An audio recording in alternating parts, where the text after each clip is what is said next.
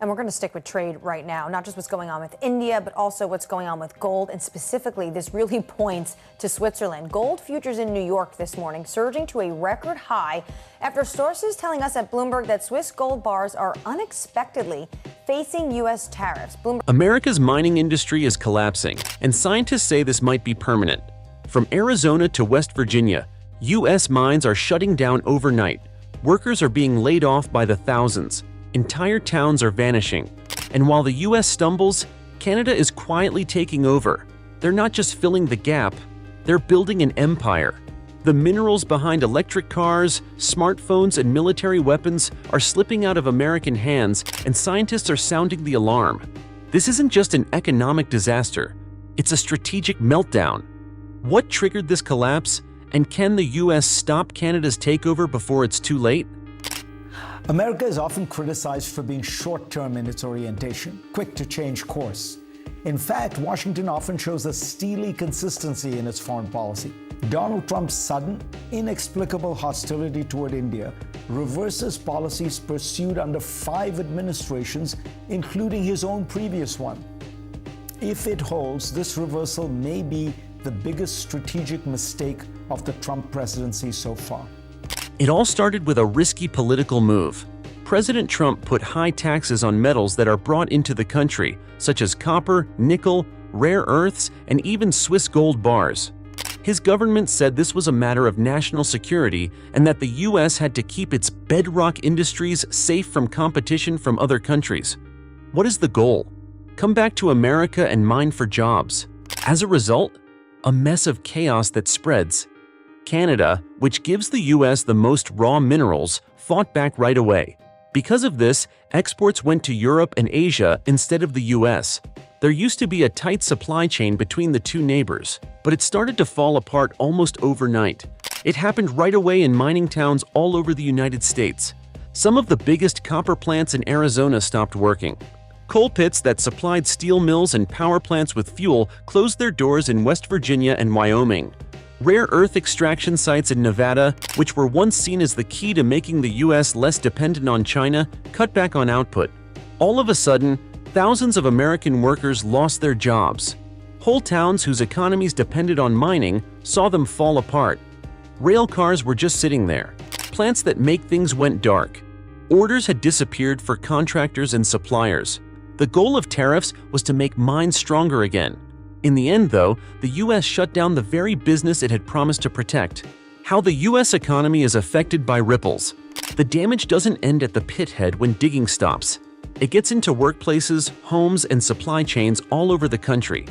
The first industry to feel the pinch was manufacturing. Michigan automakers said they were having trouble getting enough copper wiring, motors, and computer parts. Electronics makers in California and Texas said that making smartphones and computers would take longer than planned.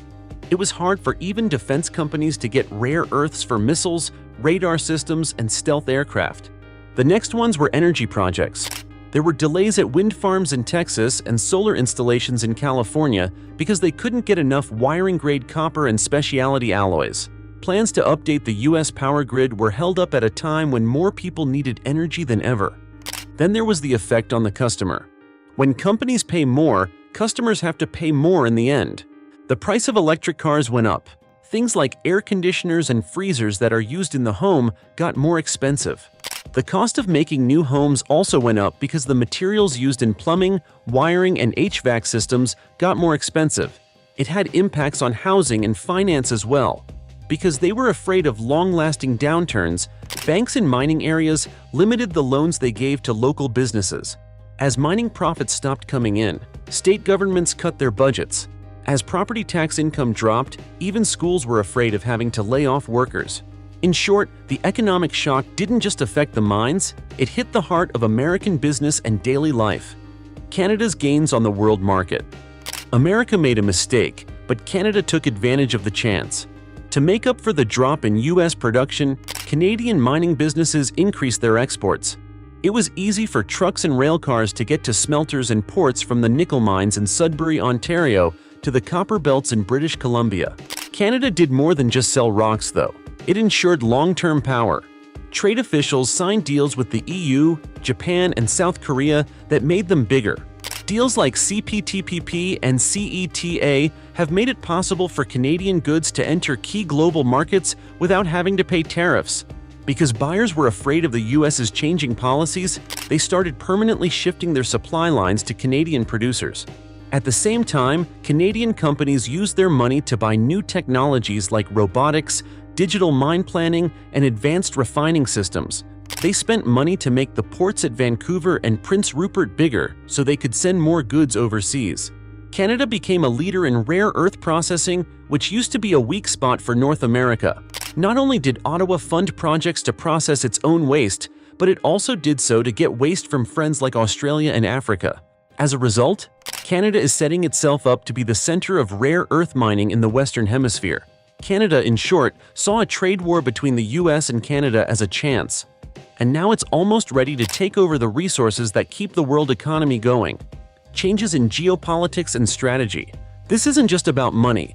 It has to do with world power.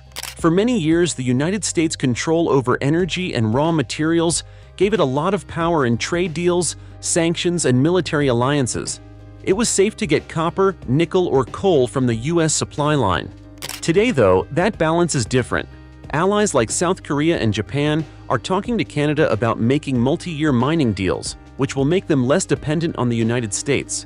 The European Union is buying metals from Canada to power wind farms, electric vehicle factories, and renewable power lines because it wants to go green faster. Even developing countries are changing their minds because they trust Canada's safety more than America's lack of predictability. Why does this matter? Because flows of resources are power. Negotiations are run by countries that hold important minerals. They have an effect on trade deals, climate agreements, and even military partnerships. The United States risks more than just higher prices when it falls behind Canada. It could lose the strategic edge that comes with providing resources to the world. And in a time of rising pressures, like the war in Ukraine and the race to beat China, that loss of power is a big deal. In the US, the effects on communities and politics. At the ground level, the pain is real. People who used to make steady wages in Arizona's Copper Belt now have to work hard to pay their bills. Young people in West Virginia's coal towns aren't sure if they'll have to leave home to find work. As mining families cut back on spending, small businesses like diners, car lots, and hardware shops lose customers. The local governments are in a mess. Property taxes from the mining business pay for a lot of schools, fire departments, and hospitals in many mining counties. When mines close, they lose money and might have to cut back on services. There is more and more political pressure. Governors of states with lots of mines are pleading with Washington for lower tariffs or emergency aid. Both Republican and Democratic members of Congress are warning that the United States is giving up important ground to rivals from other countries. Reversing taxes, on the other hand, is a risky political move. In Washington, it's usually not a good idea to seem soft on trade. The damage has already been done, even if taxes were scrapped tomorrow. Skilled miners who lost their jobs might never come back because they chose other jobs.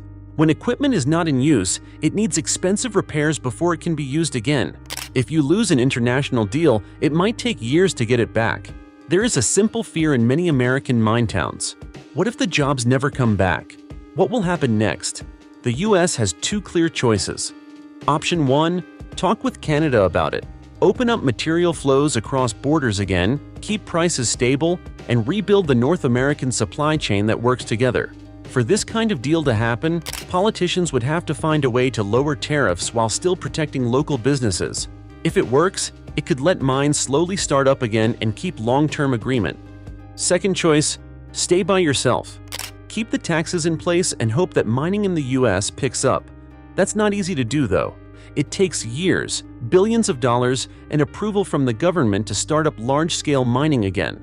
At the same time, Canada makes long-term deals with Asia and Europe to sell goods, which means that US buyers can't buy from them. The world's need for rocks is only going to grow. Copper, nickel, and rare earths are needed for electric cars, renewable energy, smartphones, and defense systems. The US will stay a net importer if it can't provide them.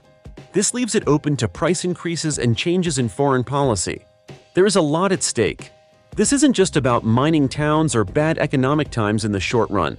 It's about whether the US stays in charge of the resources that keep the modern world running, or whether Canada takes over forever.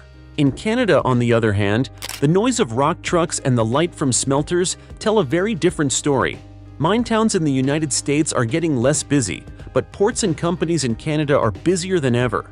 The change has begun, and unless Washington quickly changes its mind, the balance of material power in North America will lean towards the North for many years to come.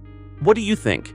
Has the trade war between the US and China forever hurt the mining industry?